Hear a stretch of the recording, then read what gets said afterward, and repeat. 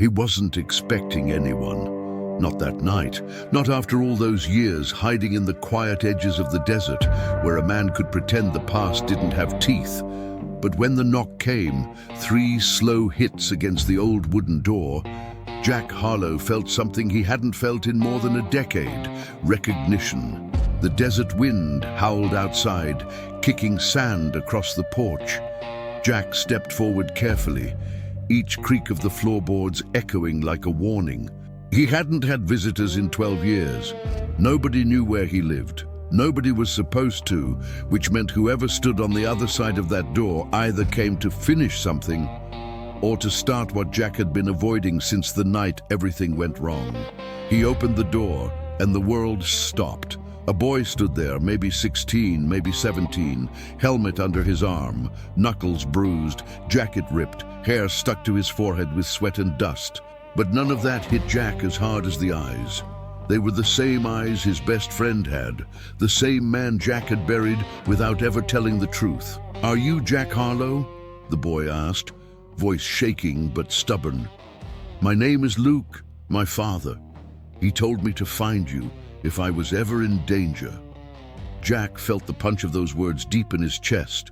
Danger, not trouble, not fear, danger. And suddenly the silence of the desert didn't feel like protection anymore. It felt like the calm that comes right before something breaks open. Luke swallowed hard. "Please," I didn't know where else to go. Jack looked past the boy, out into the night. Someone had followed him, and whatever was coming fast. Some stories don't begin on the day something breaks. They begin years before, on nights when a man makes a choice he thinks time will bury. Jack Harlow made his choice 12 years ago on a cold highway where brotherhood, loyalty, and truth collided in one moment he never spoke about again. He built a life far from the noise, far from the roads that used to define him, a life where silence felt safer than memory, but the road has a way of reclaiming what belongs to it. Tonight, it came knocking. Before we step into Jack's world, take a breath. Picture the desert stretching for miles under a burned orange sky. Picture an old cabin leaning against the wind. Picture a man who's worked hard to stay invisible until the son of the only friend he ever truly trusted showed up at his door, carrying the weight of a danger Jack thought was dead. This isn't a story about running from the past. It's a story about what happens when the past finds you anyway. And if this kind of storytelling speaks to you, consider subscribing and hit the like button. It keeps these roads alive, and if you've lived a road story worth telling, share it in the comments, or use the link in the description to send it privately. Who knows? Maybe your ride becomes the next chapter we bring to life here. Now settle in, because Jack's past isn't done with him, and neither is the truth. Jack Harlow didn't scare easy. The road had taken that from him a long time ago, along with a few bones, a few teeth, and more than one chance at a simple life.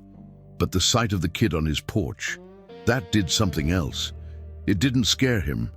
It unsettled him, like hearing an old engine turn over in the middle of the night when you know you never touched the key. Luke stood there, chest heaving, dust clinging to his boots, eyes carrying too many miles for someone his age. Jack took him in the way riders took in the road, quietly, piece by piece, measuring the risk before the ride. "You rode here alone?" Jack asked. Luke nodded, gripping the helmet tighter. "Yeah, I had to." Jack studied the bike parked beside the porch, a smaller model, mismatched parts, patched seat, chain rattling from the run. Not built for show, built to survive. That, at least, earned a sliver of respect. Jack shifted his weight, feeling the familiar ache in his knee remind him why he didn't ride much anymore. He didn't invite people into his world. He didn't open old doors, but his best friend's eyes in another man's face made that choice feel less like an option and more like a debt. He stepped aside. "Get in, don't stand in the light." Luke hesitated, then crossed the threshold. Jack shut the door quietly and slid the deadbolt into place. Inside, the cabin smelled of old wood, coffee, and engine oil. Shelves lined with tools, spare parts, a few photographs face down. as if the images themselves had become too loud. Luke glanced around, half curious, half on guard, like a stray dog that hadn't decided whether to trust the hand reaching out. Jack walked to the window and pulled the curtain back, just a sliver. The desert night was a dark sheet, torn only by a thin stripe of moonlight and the faint, dying glow of Luke's bike headlight. No dust cloud, no second set of lights, no engines in the distance. For now, who followed you? Jack asked, still watching the night. Luke swallowed. I don't know, but they were in a truck. Black, no plates. I saw it behind me outside town, then again near the gas station, then gone. Like they wanted me to know they were there. Not close, just watching. Jack let the curtain fall. That kind of description didn't belong to random trouble. That was organized, patient, the worst kind. He turned back to Luke. When did your father tell you my name? Luke's jaw tightened. When I was 13, he didn't tell me much, just said, if I'm ever not around and things get bad, there's one man you look for, Jack Harlow. He paused. Said you'd understand before I finished explaining. Jack felt something twist in his gut. 13. That meant his friend, Elias, had been thinking about contingency plans long before the night everything went sideways, long before the funeral, long before Jack disappeared into the desert. It meant the danger wasn't new. Is he alive? Jack asked, the question landing heavier than he meant. Luke looked at the floor. His silence was louder than any answer. Jack didn't press, not yet. When was the last time you saw him? 4 days ago, Luke said quietly. He came home late, told me to keep my bag packed. Said if he didn't come back by the end of the week, I was to ride east and find a man outside Ridgewater. He finally looked up, said that man would be you. Jack exhaled slowly. Ridgewater. Of all the directions in all the maps they'd ridden, Elias had chosen the one place Jack thought he'd managed to erase. Old debts lived in Ridgewater, old enemies too. Jack walked to the counter, poured water into a glass, and handed it to Luke. The kid's fingers trembled slightly as he took it. What kind of business was your father in lately? Jack asked. Don't give me the version he told the neighbors. Give me the one you weren't supposed to hear. Luke hesitated, then said, he was riding with a small crew, not a club, just a group trying to keep some routes safe. He said trucks were going missing. People, too. Said somebody was pushing in, trying to turn the highway into a vein they could bleed dry. Jack's eyes darkened. That language didn't come from bar rumors.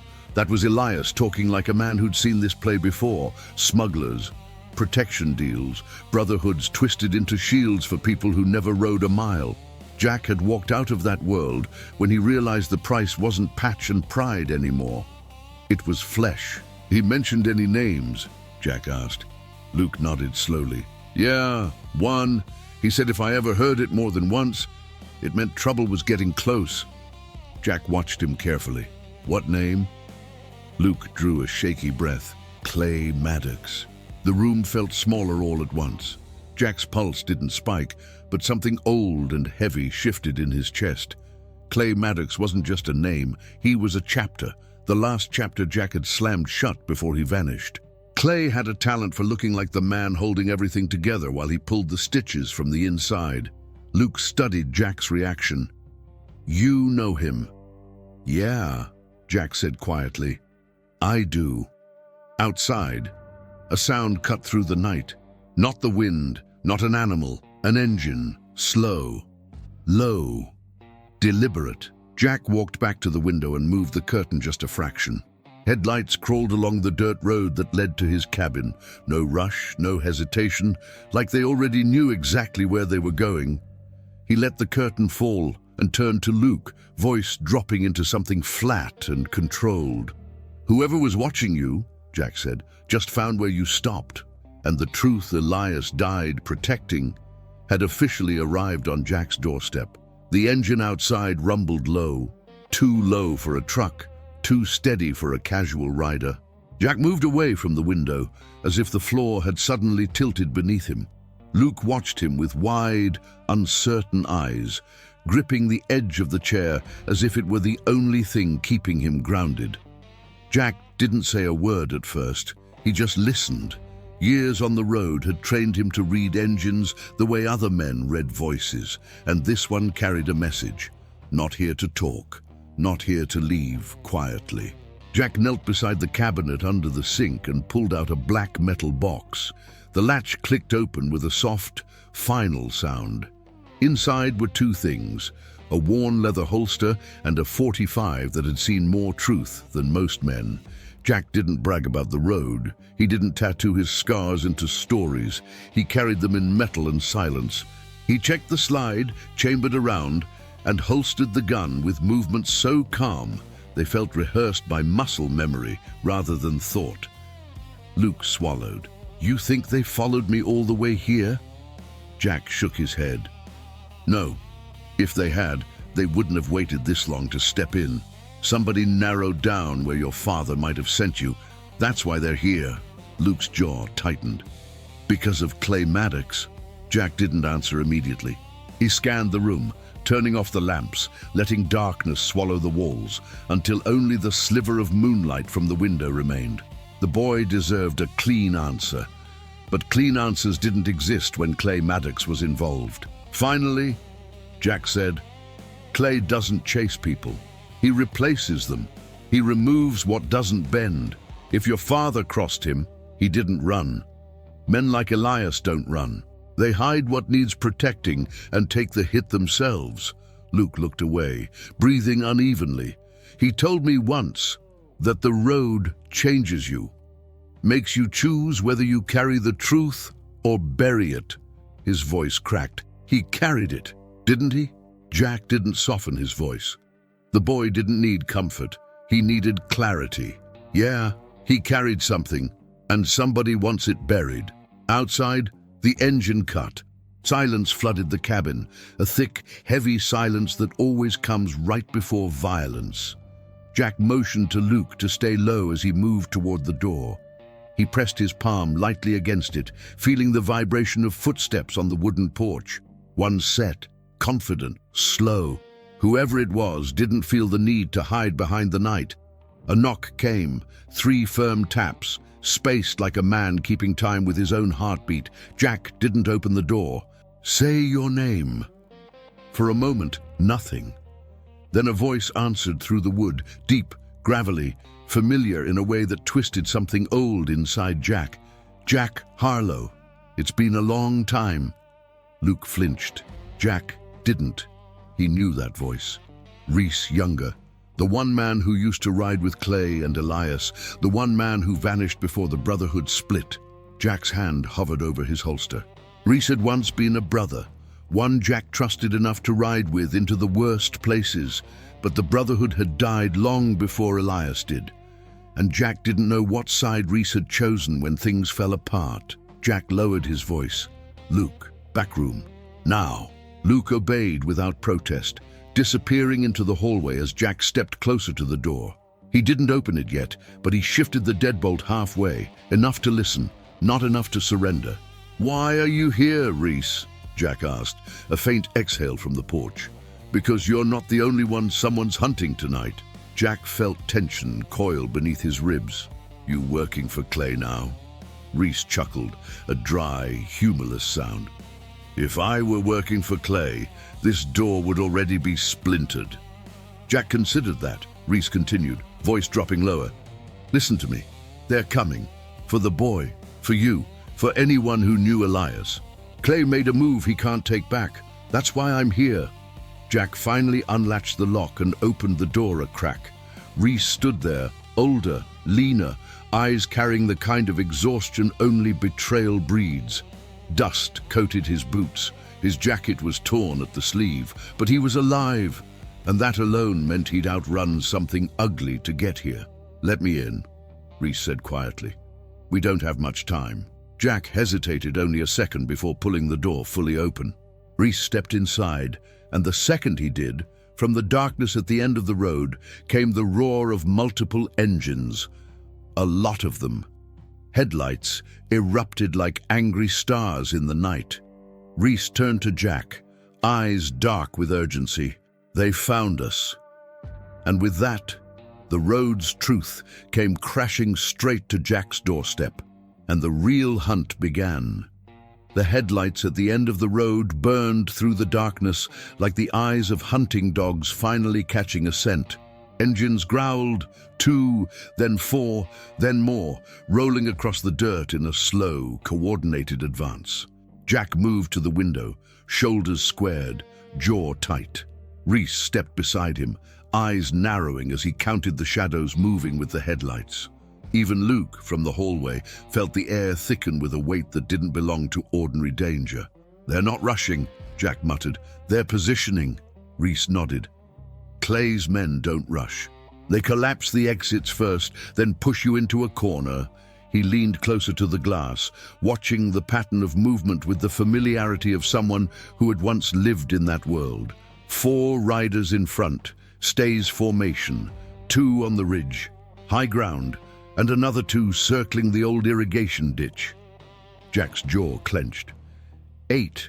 Clay usually sends 6 for a warning. Reese, this isn't a warning. Luke took a shaky step forward. Are they here for me?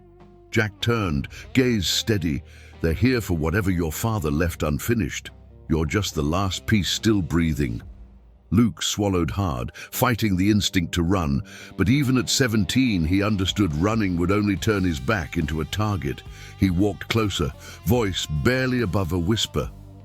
Then what do we do? Jack didn't hesitate. We don't stay boxed in. Reese nodded. The back exit. Jack shook his head. They'll expect that. Clay trained his men too well. They'll herd us toward the route they want. He grabbed a canvas bag from the closet and shoved it into Luke's hands. Gear, supplies, ride gloves. Take it. Luke held the bag like it weighed more than his fear. Where are we going? Jack didn't answer, not yet. He was watching the road, watching how the riders spread out, blocking everything except one small gap near the old cattle trail. Reese noticed it too. And they're leaving that opening on purpose, Reese said. It's a funnel. They want to push us into the dry creek bed. Jack nodded. Because once we're in it, they can corner us from the ridge. Luke's voice trembled. So what do we do? Jack pulled his keys from his pocket. The metal gleamed under the moonlight. Reese understood instantly. You're thinking the ridge? Reese asked. Jack, yeah. Reese let out a breath that was half disbelief, half respect. That terrain's hell at night. Jack holstered his gun. Clay didn't send us an easy road, so we don't give him an easy target. He turned to Luke. You stay behind me. You listen to every word I say. You don't question. Understood? Luke nodded quickly. He didn't look brave. He looked determined, which mattered more. Reese checked the windows again. The riders had cut their engines. The night was suddenly too quiet, too still, like the world was waiting for a trigger. Reese whispered, They're moving. Jack, then so are we. They slipped out the kitchen door, staying low as they crossed the shadowed side of the cabin. The air smelled of dust and pine and engine heat drifting from the crest of the road. Jack signaled for silence with a hand gesture from the old days, one Reese recognized immediately. They crept toward the ridge path, boots sinking softly into the loose dirt. Halfway there, a single engine roared. A spotlight flared to life across the clearing, slicing through the darkness and locking onto them like a rifle scope. Go! Jack barked. They sprinted, gravel scattered under their feet. Luke nearly slipped, but Jack caught him by the back of his jacket and yanked him forward without losing speed. Reese fired one warning shot into the dirt behind them, not to hit anyone, but to make Clay's men flinch. It worked. For 1 second. Then the rest of the engines roared awake in unison. Shouts erupted. Boots stomped gravel. A gunshot cracked the night, and a bullet tore past Jack's shoulder, hot and close enough to burn the air. Jack shoved Luke toward the ridge slope. Climb! Reese covered them, firing short bursts toward the shadows to break the pursuit. But the riders were closing fast, too fast, spreading out like wolves circling a wounded deer. Luke scrambled up the rocky incline, breathing hard, gripping roots and stone. Jack pushed him upward, boots digging into the dirt. Reese climbed last, teeth clenched, ribs throbbing, but he didn't slow. They reached the top, just as a rider appeared below, his bike's headlight blinding them from below. The rider raised a gun. Luke froze, eyes wide. Jack grabbed the boy and shoved him behind a boulder. Bang! The shot echoed against the valley walls, but it wasn't aimed at Jack. It wasn't aimed at Luke. Reese gasped, staggering back, hand pressed to his side. Blood spilled between his fingers. And below them, more riders accelerated toward the ridge, their engines screaming like the past finally catching up. Reese's knees buckled as the blood spilled between his fingers, dark and thick under the moonlight. Jack caught him before he hit the ground, lowering him behind the jagged boulder. Luke crouched beside them, breath coming fast and sharp, eyes wide with panic he was trying too hard to hide. Below the ridge, the headlights split apart, 2 riders circling left, 2 more right, narrowing the angles like wolves tightening around a wounded elk. The night air vibrated with the low growl of engines, each one inching closer. "Stay down," Jack ordered, voice sharp but steady. Reese gritted his teeth, clutching the wound. "It's not deep," he lied, but the strain in his voice betrayed him. Jack tore off a strip from his own flannel and pressed it hard against the bleeding. Reese hissed, jaw clamped tight. "You've been shot before," Jack muttered, trying to anchor him to something familiar. "You'll be shot again. Just breathe."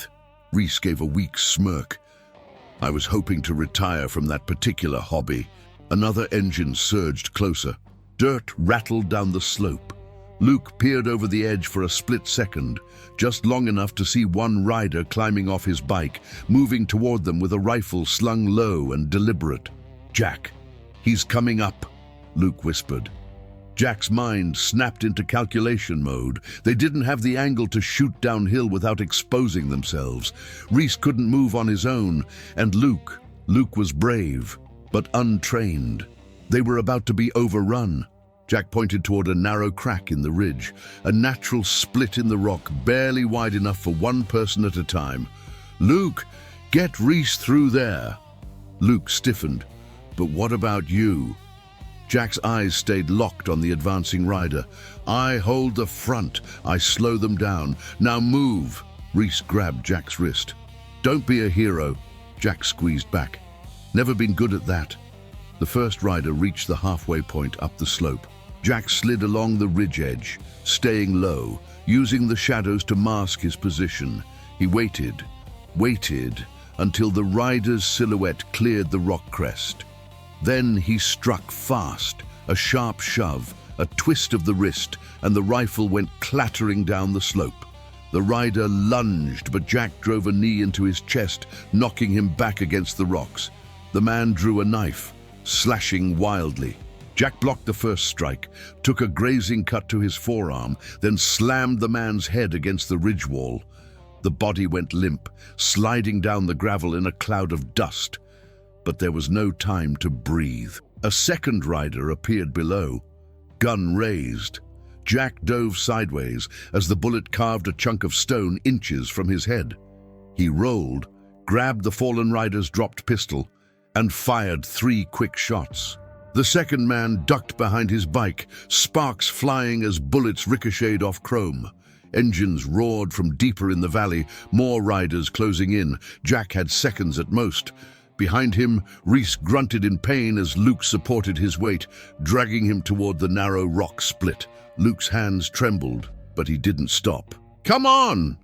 Almost there!" he said through clenched teeth. Reese coughed, breath ragged. "Kid, you don't leave him!" Luke didn't look back. "He said move, so we move." Jack fired again, forcing the second rider to retreat behind a boulder. Then he sprinted toward the rock split. "Luke, go!" Luke pushed Reese into the narrow gap, practically carrying him. Pebbles rained down from above as more headlights crested the hill. Jack slid into the opening last, just as gunfire ripped across the ridge wall, sparks leaping off stone. Inside, the passage was tight, stone scraping shoulders, air cold and thin.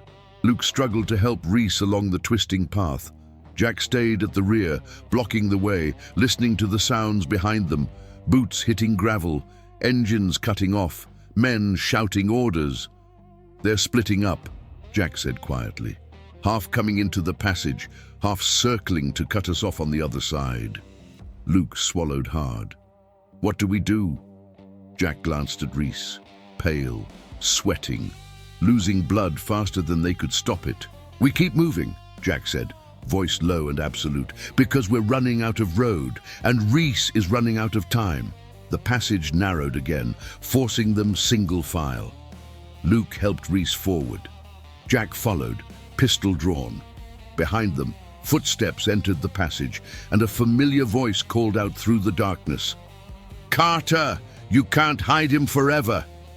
Jack froze, Clay's right-hand enforcer, the same man who had hunted Elias before he died. And now he knew exactly where they were headed.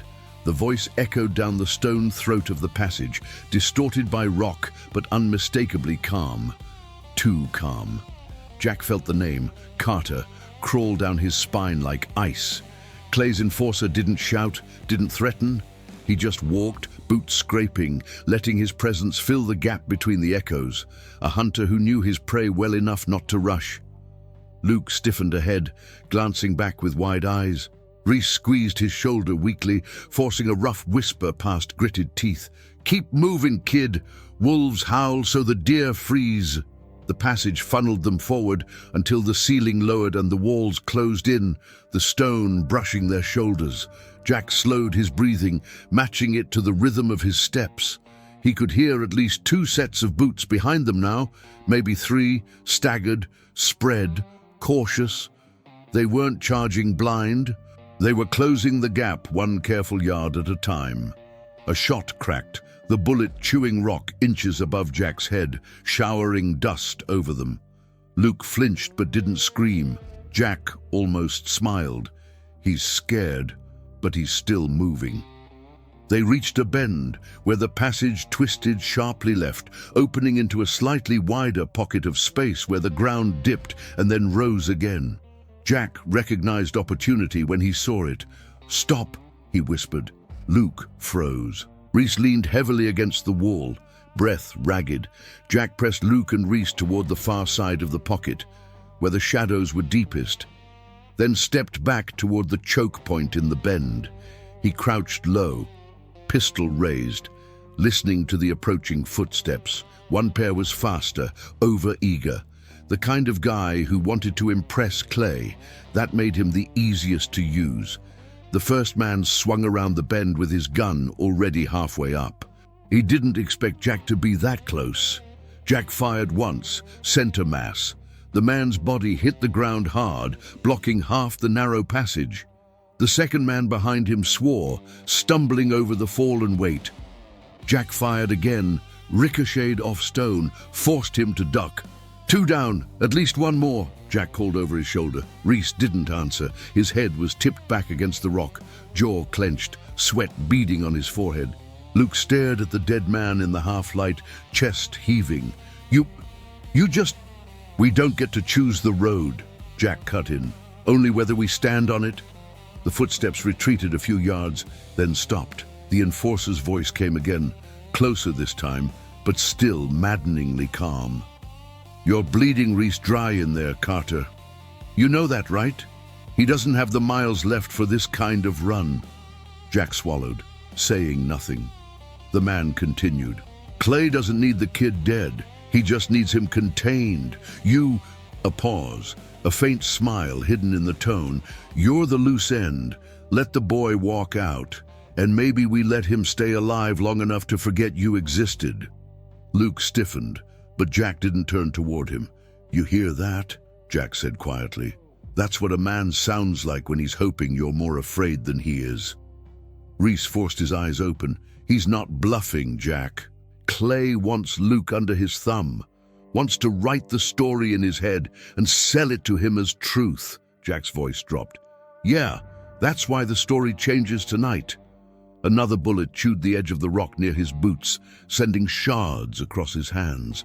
The message was clear. They wouldn't stay patient forever. Minutes felt like miles.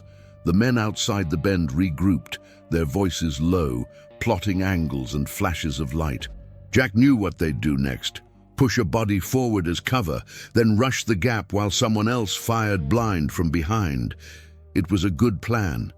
It was what he would have done. "We can't stay here," he said finally. "This passage tightens ahead," Rhys murmured, eyes half closed.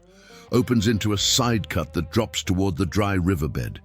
If we make it there, we lose the echo and their advantage." His breathing hitched. "If I pass out, don't stop." They moved again, stepping over the fallen man, boots slipping briefly in the dark smear on the stone. Luke's face had changed. The fear was still there, but there was something else now, something Jack recognized from mirrors he'd avoided for years. Not hardness, not yet. Just the knowledge that some lines, once crossed, don't let you go back. They pushed deeper until the passage widened and slanted downward, loose gravel shifting underfoot. The voices behind them grew fainter, swallowed by the twisting rock.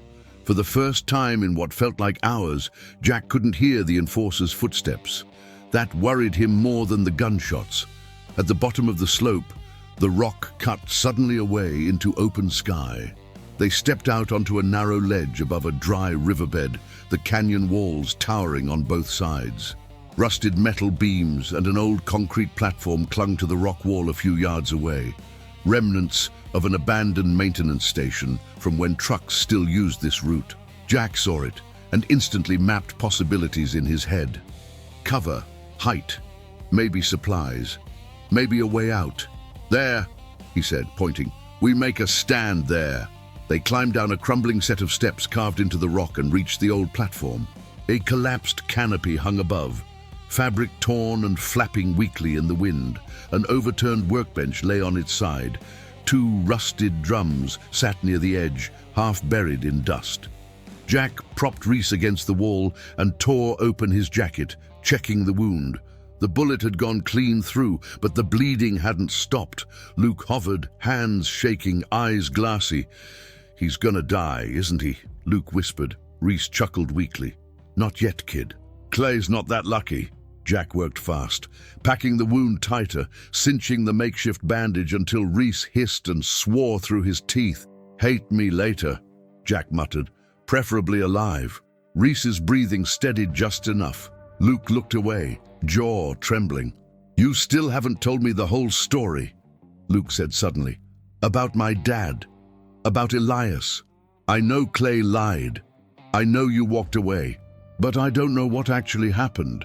The words came out sharp, raw. "If I'm risking my life for this, I deserve the truth." Jack froze, hands still braced against Rhys's side. The wind scraped along the canyon walls, lifting dust and memory in equal measure. For years, he'd carried the story like a locked saddlebag, convinced opening it would only spill more wreckage onto the road. But looking at Luke now, smeared with dust, eyes too old for his age, Jack understood something he had avoided for a long time. Silence hadn't protected the boy. It had only left him defenseless against a better liar. "Clay set your father up," Jack said finally, voice low. "Elias found out about the side deals, the cash that didn't match the manifests, the trucks that never should have crossed our routes. He went to Clay, same way Marcus did.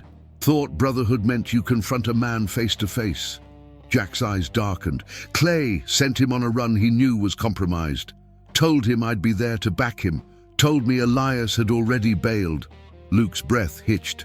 "You weren't there." Jack nodded once. "By design, they ambushed him in that canyon north of Ridgewater. Clay told everyone he died, protecting the route."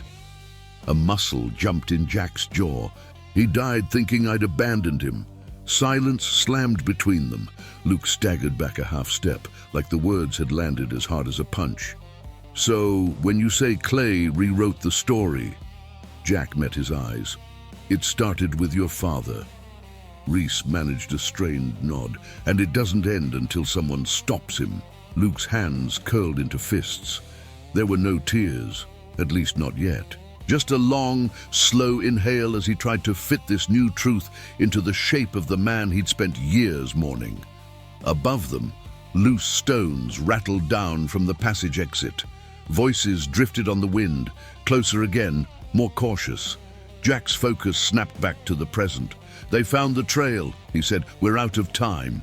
He stood, scanning the platform, the drums, the ledge, the rusted beams. A plan formed, desperate but clean. "We hold them here.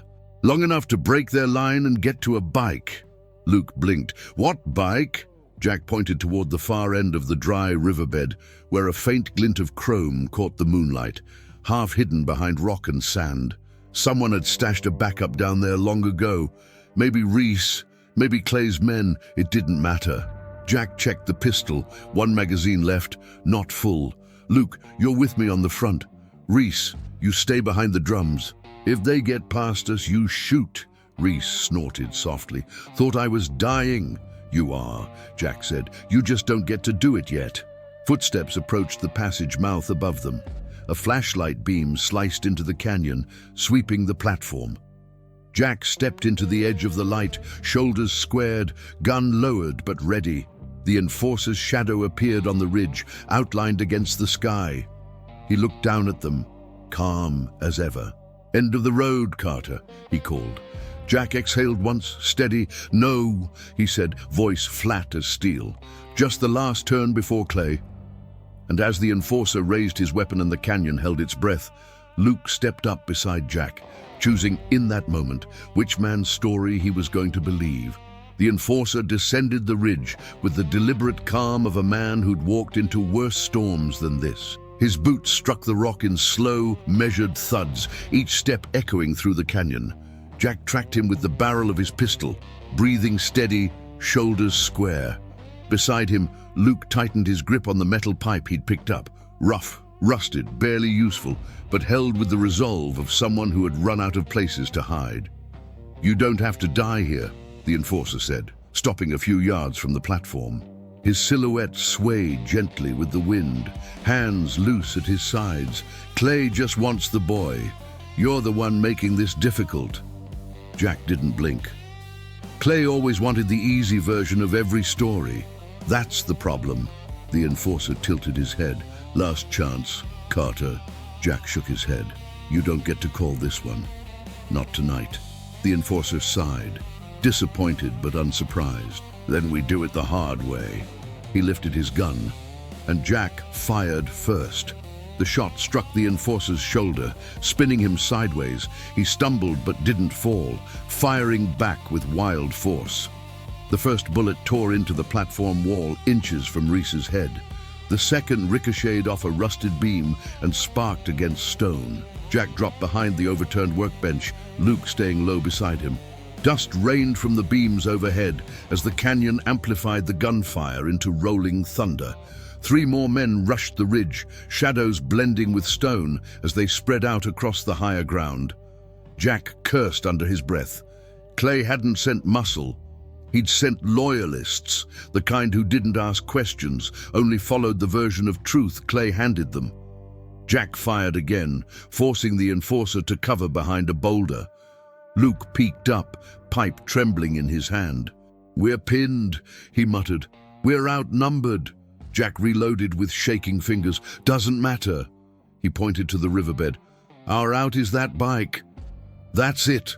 The Enforcer shouted something the canyon swallowed, and the men atop the ridge repositioned, preparing to flank. Jack felt the shift instantly, the way the air thickened, the way loose gravel skittered from above. "Luke," Jack said, gripping the boy's shoulder. "Listen carefully. When I run, you run. You don't stop, not for anything. Reese fires until he can't. You don't look back." Luke's jaw tightened, fear flickering behind anger. "What about you?" Jack met his eyes. "Steady. I'll be there. Keep your eyes on the bike." Before Luke could answer, gunfire erupted again, closer, sharper. Jack pushed Luke down, rolled to the edge of the platform, and returned fire, hitting one of the ridgemen in the leg. The man went down screaming. The Enforcer broke cover, charging down the slope with blood running down his arm. Jack aimed for center mass, but the enforcer knocked his wrist aside with a brutal swing, sending the pistol clattering across stone. They collided hard. Jack's back slammed into the rock wall as the enforcer's forearm pressed against his throat. Jack clawed for leverage, pushing against muscle that felt carved from granite. "Clay trusted you," the enforcer growled, spit flecking Jack's cheek. "And you broke him," Jack rasped. "He broke himself." He drove his knee upward, connecting with the enforcer's ribs. The grip loosened for half a second, enough for Jack to shove him off and scramble toward the riverbed. "Go!" Jack shouted. Luke bolted first, leaping down the carved steps and sprinting across the dry earth. Reese fired 2 shots from behind the drums, one hitting Rock, the other grazing the enforcer's thigh. The enforcer staggered, rage burning through the pain, and raised his gun again. Jack grabbed a loose metal beam from the ground and hurled it like a spear. It struck the enforcer's forearm, knocking the shot offline. The bullet sparked harmlessly against stone. Jack ran, adrenaline flooding every nerve. He sprinted after Luke, boots pounding the sand, breath tearing his chest. Reese fired again, then the gun clicked empty. The echo of the dry trigger cut through the canyon like a final sentence. Jack turned just long enough to see the enforcer look up at the platform. Reese didn't run. He stood, barely able to hold himself up, staring down the enforcer like a man who had already made peace with the outcome. The enforcer raised his gun. "No!" Jack roared, sprinting harder, but distance killed his voice. The shot fired. Reese fell. Luke screamed his name, stumbling but still running toward the hidden bike. Jack's vision blurred with rage, but his steps didn't falter. He pushed Luke forward, shouting, "Go, start it!" The boy scrambled onto the seat, hands shaking as he turned the key. The engine coughed, sputtered, then roared to life. Jack turned back toward the platform. The enforcer stood above Reese's collapsed form, chest heaving, gun lowering slowly. Jack's fists balled. The canyon seemed to hold its breath. The road ahead had changed again, and Jack knew the reckoning with Clay would not wait any longer. Jack reached Reese's side as the last echo of the gunshot dissolved into the canyon. The enforcer had vanished into the shadows above, retreating to regroup, but the damage was done. Reese lay half-sitting against the cold stone, blood soaking the bandage Jack had tightened earlier. His breaths came shallow, uneven, but his eyes were still sharp enough to track Jack's face. "Stop looking at me like that," Reese muttered, forcing a crooked smile. "I told you, Clay's not that lucky." Jack dropped to his knees, jaw clenched so tight it ached. He gripped Reese's shoulder, steadying him. Luke hovered close, wide-eyed, hands trembling. Jack kept his voice low, steady, anchored. "You're not dying here, not tonight." Reese's smile softened, fading with each breath. "Doesn't matter where it ends," he whispered. "What matters is, you tell the kid the rest. Tell him who Clay really is. Don't let him rewrite this one too." His eyes drifted toward the starless sky. "Make it count, Jack. Make all of it count." Then his hand slipped from Jack's, and the canyon went still. Jack stood slowly, grief simmering into something colder, harder. He lifted Marcus's patch from his jacket pocket and placed it gently on Reese's chest, honoring one brother with the memory of another. When he finally turned toward Luke, the boy wasn't crying. He looked carved from the same desert stone. "What now?" he asked. Jack stared toward the horizon, where Clay's safe house burned like a distant warning. "Now," Jack said, voice steady as steel, "we finish what he started." If you made it this far, thanks for riding with me. If you want more stories like this, you know what to do. Hit the like button, leave a comment, and subscribe. See you on the next road.